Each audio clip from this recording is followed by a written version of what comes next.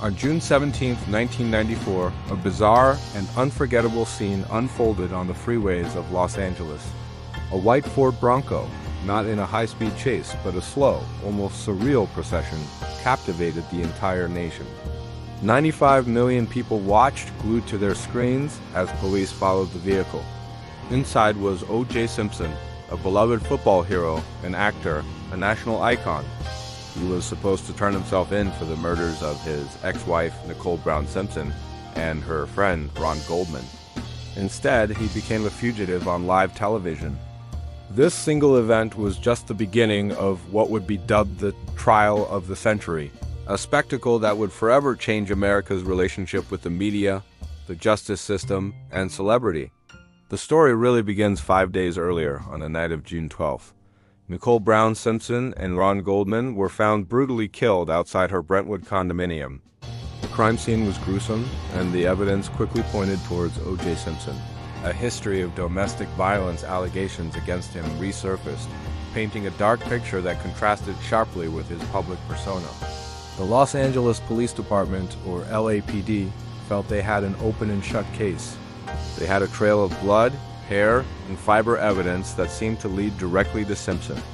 The media, sensing a story of epic proportions, descended on Los Angeles, turning the investigation into a global news event.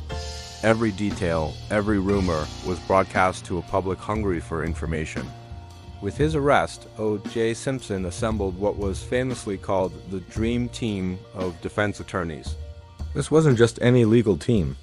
It was a lineup of the country's most brilliant and high-profile lawyers.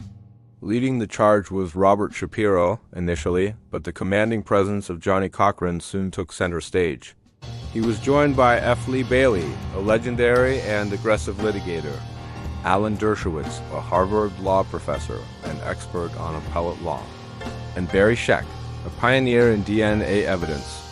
The team also included Robert Kardashian, a close friend of Simpson, providing moral support and strategic advice.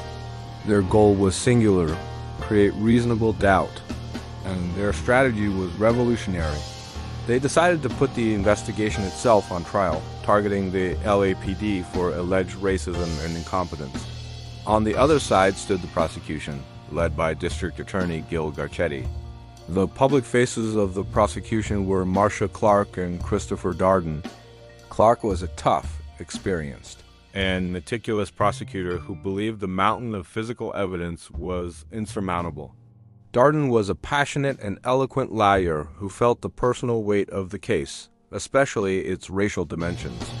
They had what seemed like a fortress of evidence: blood from the crime scene matching Simpson's, bloody footprints from rare Bruno Magli shoes he denied owning, and a history of abuse.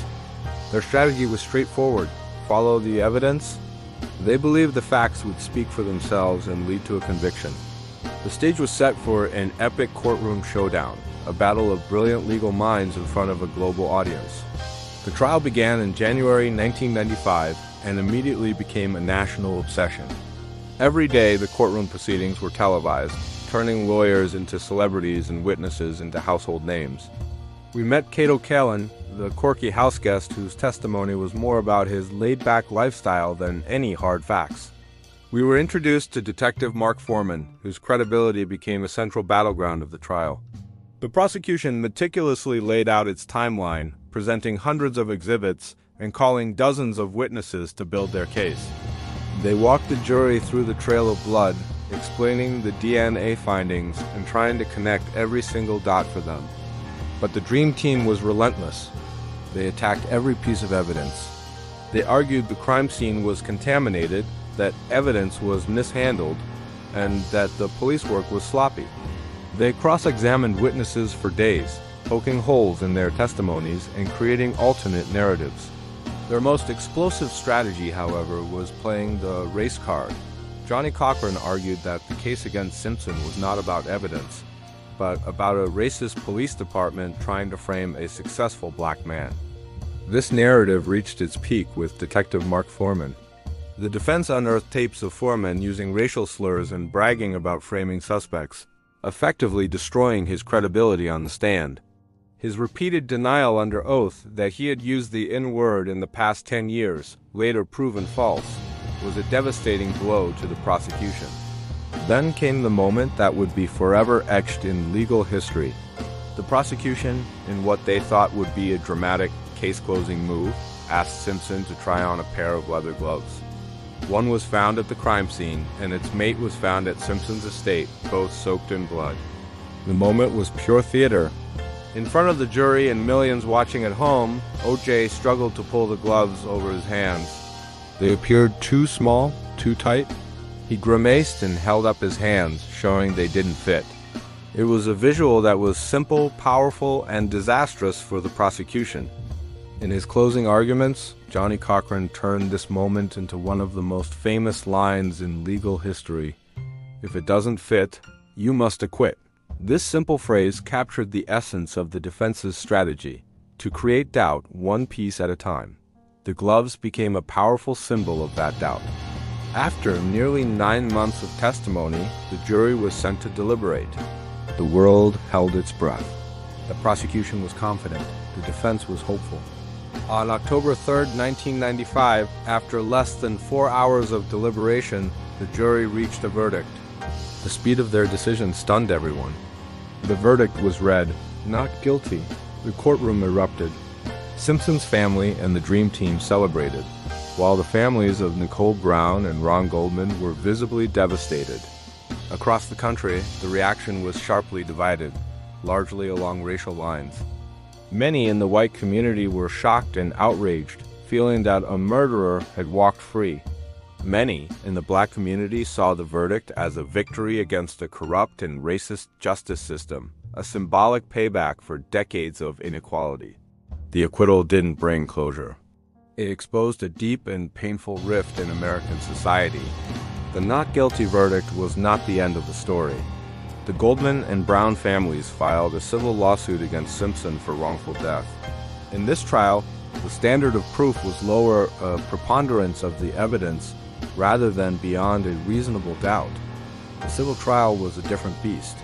There were no cameras, and O.J. Simpson was forced to testify.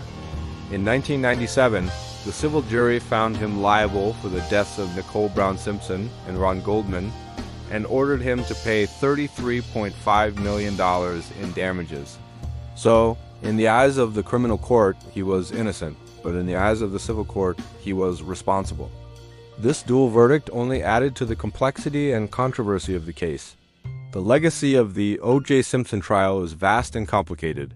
It ushered in the era of 24/7 news cycles and reality television, demonstrating the public's insatiable appetite for true crime and celebrity drama.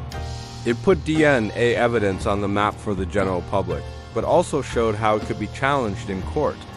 The trial exposed deep racial tensions within the United States and sparked a national conversation about race, policing, and the justice system that continues to this day. It raised uncomfortable questions about whether wealth and fame can buy a different kind of justice. For many, the trial eroded faith in the legal system, while for others, it affirmed it. Decades later, the Bronco chase, the glove, and the verdict remain powerful cultural touchstones, a reminder of a time when a trial captivated the world and left behind a legacy that is still being debated.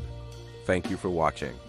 If you found this look back at history interesting, please like this video and subscribe for more deep dives into major events that shaped our world.